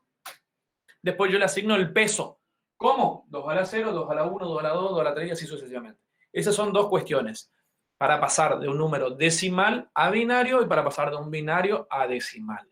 Ahora, los códigos existen porque ya tienen asignado en su cuarteto o en su octeto, en el caso del código BCD, vienen de a cuartetos porque tienen solo el peso 1, 2, 4 y 8. Vamos a mirar acá, código BCD.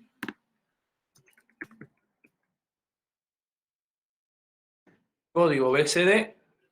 Y el código BCD, para pasar de un número, por ejemplo, acá dice, el número 6 tiene este código, 0, 1, 1, 0. ¿Se entiende? O sea que el 60 es 0, 1, 1, 0 y el 0 que es todo 0, como lo indica ahí arriba. Ese es el código, o sea que el 60, el octeto del 60 va a ser todo ese número. Eso es lo que hay que hacer. Y en el código ASCII, que es esta, la tabla que está acá, el código, el 6 vale todo esto, pero ya tiene 1, 2, 3, 4, 5, 6, 7. El octeto. Este es el 6 y el 0 sigue siendo todo igual. ¿Se entiende? Esos son los dos códigos. Ya se le asigna, fíjate que el 6 siempre va a ser el mismo, el 7 siempre va a ser todo este código. Pero hay que poner 1, 1, 1 y los 4 ceros. Sí o sí hay que colocar. Esa es la diferencia. ¿Se entiende? ¿Alguien tiene alguna duda con respecto a esta parte? Porque lo que hay que hacer en los problemas es que es el 15 al... Fíjense, estos problemas, primero hay que pasar el 60, el 111 y el 511 a números binarios, es decir, ir dividiendo por 2, codificación BCD, se busca en la tabla, y codificación ASCII 2, que es la tabla que les mostré.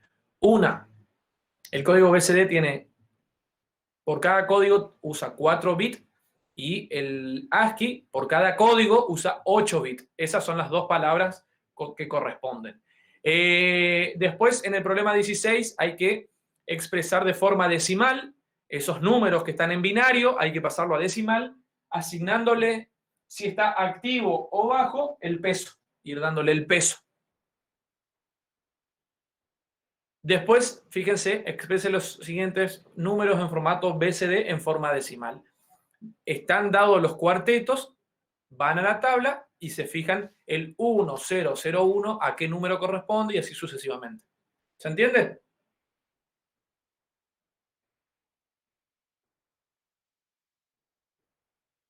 Eso más las tablas de equivalencias y de los prefijos y subfijos es lo que tendrían que completar en cuanto a práctica de esta primer serie.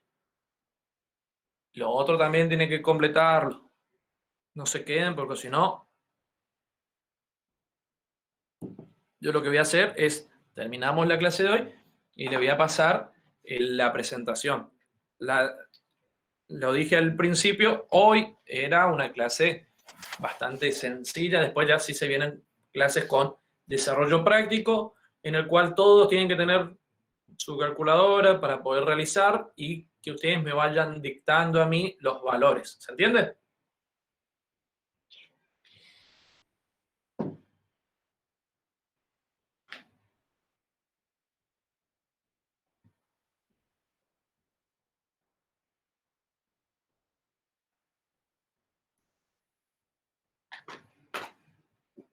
¿Alguien alguna duda con respecto a esta última parte? ¿Que quiera aclarar algo?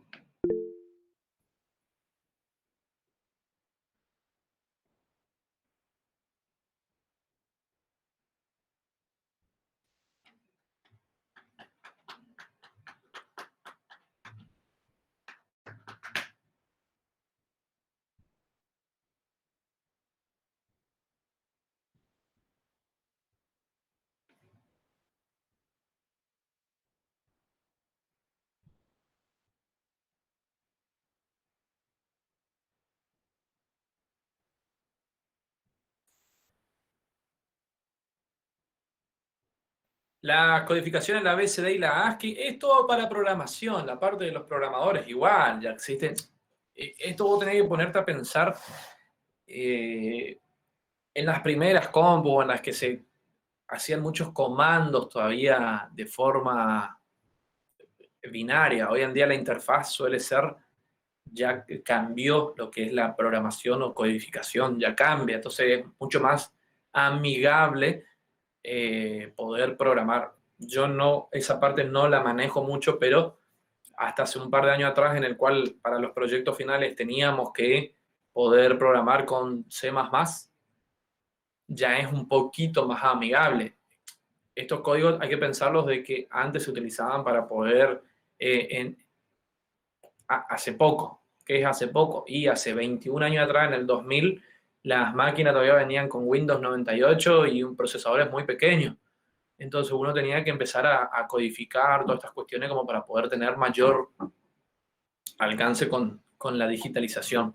Lo que es el mundo digital hoy en día, hace 40 años atrás no existía. En el 80, cuando las compu empiezan a tener auge, había que empezar a programar de esta forma. Del 80 hasta el 90 y largo, las computadoras no eran accesibles para todos y con procesadores muy pequeños. No sé si se entiende. Es netamente nosotros tenemos que hacerlo para saber. Nosotros, ¿qué usamos en medidas eléctricas? Simplemente vamos a usar los números binarios. Es decir, a nosotros nos va a ingresar un número o una secuencia de unos y ceros o un tren de pulsos, como se le dice, nos van a ingresar y eso nosotros nos va o a activar o desactivar una compuerta. Y esa compuerta lo único que va a hacer es habilitarnos una señal de entrada o no, o leernos algo a la salida. ¿Me explico, Velázquez?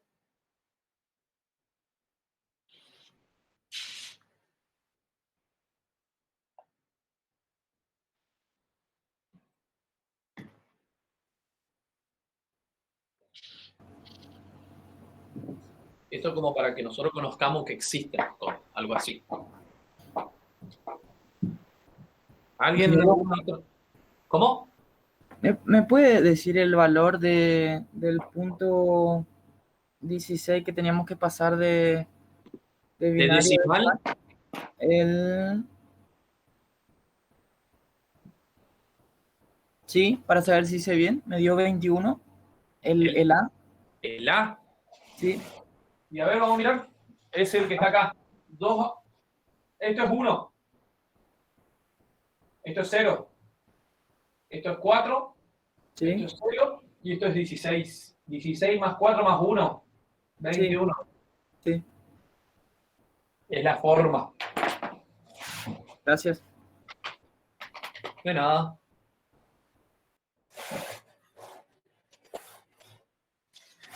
Mientras tanto, vuelvo a repetir fechas de exámenes parciales. Primer parcial es después de la serie número 4. Esto dejo de compartir.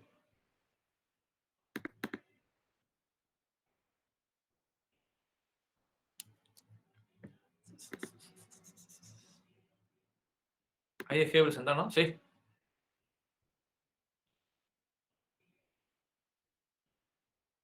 Y los otros ahí, según Luis Ponce, dice el ítem B da 128 y el último da 255.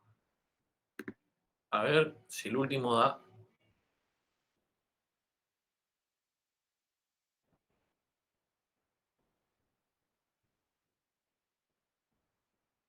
Ah, está. Como. Bien, se entiende. Bueno, abro siempre el mismo. Acá. Este tiene que ser. Acá. Primer parcial después de la serie 4, el 14 de mayo. Segundo parcial después de la serie 8, 18 de junio. Son 2 parciales, 2 recuperatorios, 1 extraordinario. El parcial tiene parte teórica, parte práctica y parte de laboratorio. ¿Cómo se aprueba? Con el 120%. ¿A qué me refiero? La idea es, por más que se enojen, es darle una parte de teoría, múltiple choice, una parte de laboratorio, múltiple choice, y una parte de ejercicios prácticos. ¿Cómo se aprueba? Haciendo bien las 3 partes. Si la parte de teoría, vamos a hacer de cuenta que sean 10 preguntas y hacen 7, 8 respuestas correctas, está aprobado esa parte. Si el laboratorio son 2 o 3 preguntas, vamos a poner 3 preguntas y hacen 2 preguntas bien, están aprobados esa parte. Y en el práctico, si son 3 ejercicios y hacen los 3 bien, están aprobados. Ahora, si en la parte teórica de 10 preguntas no contestaron o contestaron bien 4 o 3, desaprueban solo la parte teórica, solo la parte de laboratorio, solo el práctico, o si están mal los 3, desaprueban obviamente todo el parcial. Ahora, a lo que me refiero es el recuperatorio puede ser que sea solamente de un tema, ¿se entiende? ¿Me explico? Si hicieron bien el laboratorio y el práctico, y bueno, quizás podamos recuperar solo la parte teórica. Por más que se enojen, no es como para que ayudarlos a ustedes a que siempre lo tengan presente a la teoría. No es que el parcial es netamente práctico. Pregunto cosas teóricas básicas, gruesas, como para que ustedes tengan presente los mínimos. No es que voy a preguntar cosas finas porque yo no doy la teoría. Yo le paso las preguntas al ingeniero Mardet, él me dice, sí, está bien, yo di, entonces se le puede preguntar. Lo mismo del laboratorio, el ingeniero Ramírez me pasa a mí las preguntas y la parte práctica la armo yo. Así hicimos el año pasado. El resultado de tomar así en 3 partes el parcial es bueno porque les queda a ustedes las preguntas, porque las preguntas teóricas son preguntas de examen final o de carácter de examen final, y como el parcial es virtual, se manda el parcial y se devuelve, a ustedes le queda el parcial. O sea que van a tener, a largo plazo, tienen las preguntas de examen de final. Por más que ahora se enojen, ¿por qué lo estoy comentando yo esto de hacer de esa forma? Y cómo yo evalúo que aprendan todo por igual. O sea, que la teoría sea parte del laboratorio y que sea parte de la práctica. La práctica sin circuito está desaprobado automáticamente, por más que el resultado esté bien. Si ustedes no colocan un circuito, está desaprobado. Aquí el ejercicio que sea con circuito. Lo de hoy es muy sencillo, es muy básico. Pero no implica que se les pueda preguntar alguna de las preguntas que están ahí, mejor dicho, de la parte teórica, de qué es una lógica secuencial, qué es una combinacional, cuáles son los patrones primarios, cómo puede ser una medida. Ahí, acá es para teoría, hay para hacer. La idea es que ustedes vayan desarrollando las series y tienen que presentar antes del examen parcial. La exigencia siempre fue la misma y a todos les resultó bien. Yo sé que ustedes cursan otras materias, otras asignaturas, pero bueno, en todas también les pedirán lo mismo.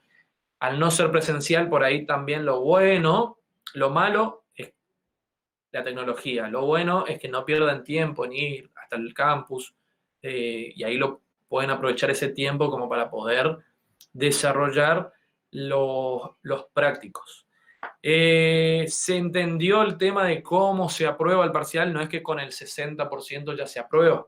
Y las clases de práctica son obligatorias, eso sí se aprueba con el 80% de la presencialidad.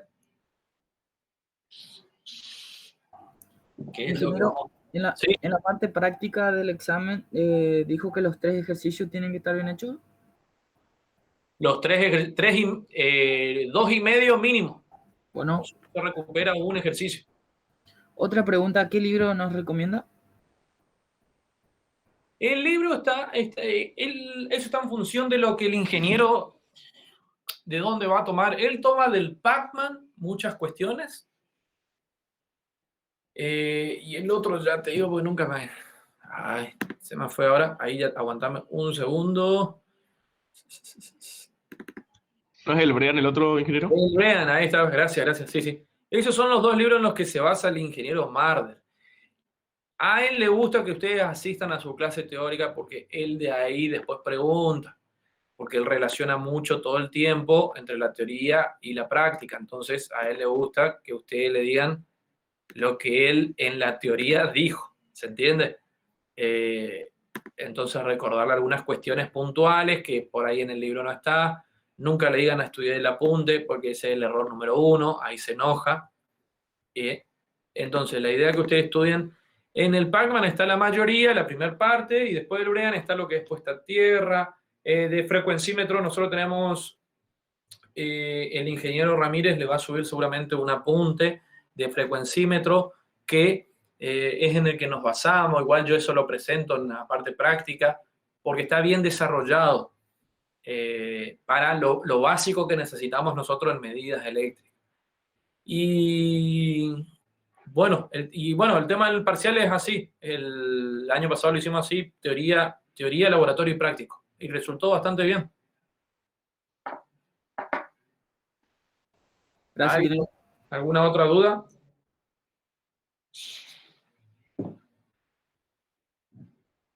Y ahora voy a tomar asistencia. Aquino Carlos, ¿está? Presente. Presente. Cogorno Matías. Presente. Y Martino Santiago. Presente. Presente. Encinas Facundo Nahuel.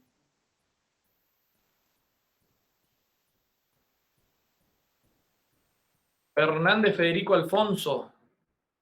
Presente. Gómez Sofía.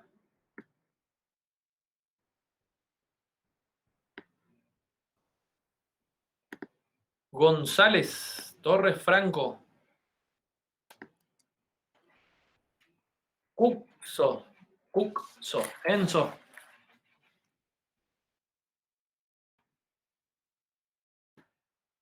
Cuxo estaba, ¿o no? En el chat está diciendo presente. Ups. A ver.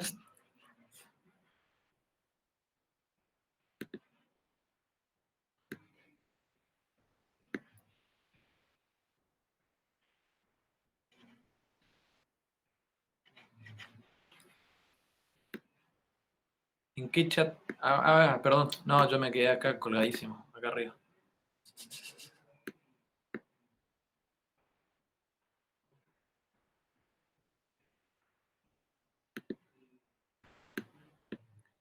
Cuxo, presente entonces. Lebrux, ¿así se lee o cómo es? Lebro. Lebro. Sí. Bueno, Lebro, Facundo, presente.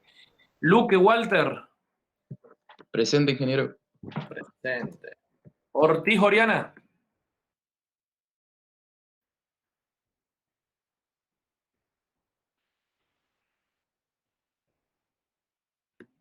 Pérez Alegre Franco.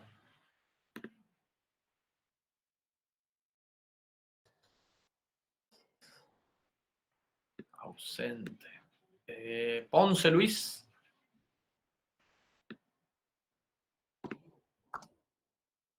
Popov estaba, así se lee, ¿no?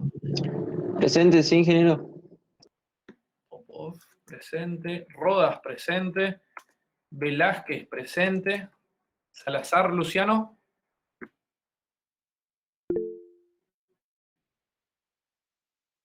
Presente. Zárate, Lucas Martín.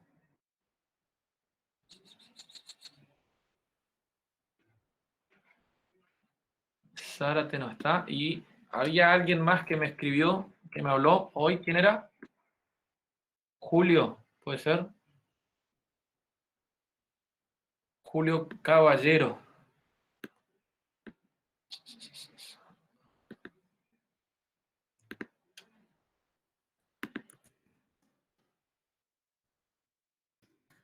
Caballero Julio, ¿cuánto? ¿O Julio solo?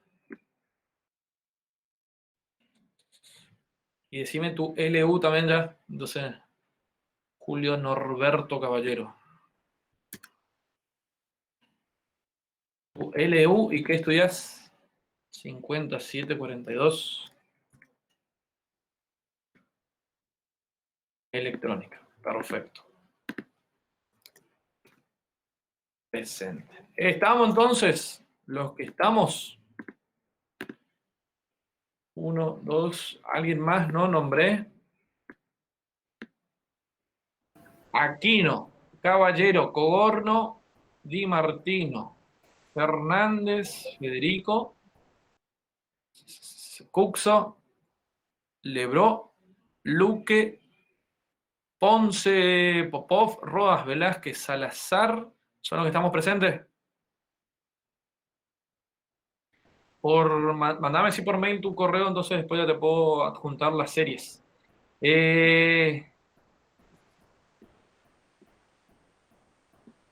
Estamos, chicos, y la señorita presente. Y profe, nosotros le mandamos por mail las guías resueltas. Las guías resueltas vayan resolviendo para ustedes tener esa semana previa al parcial, ahí envían todo adjunto.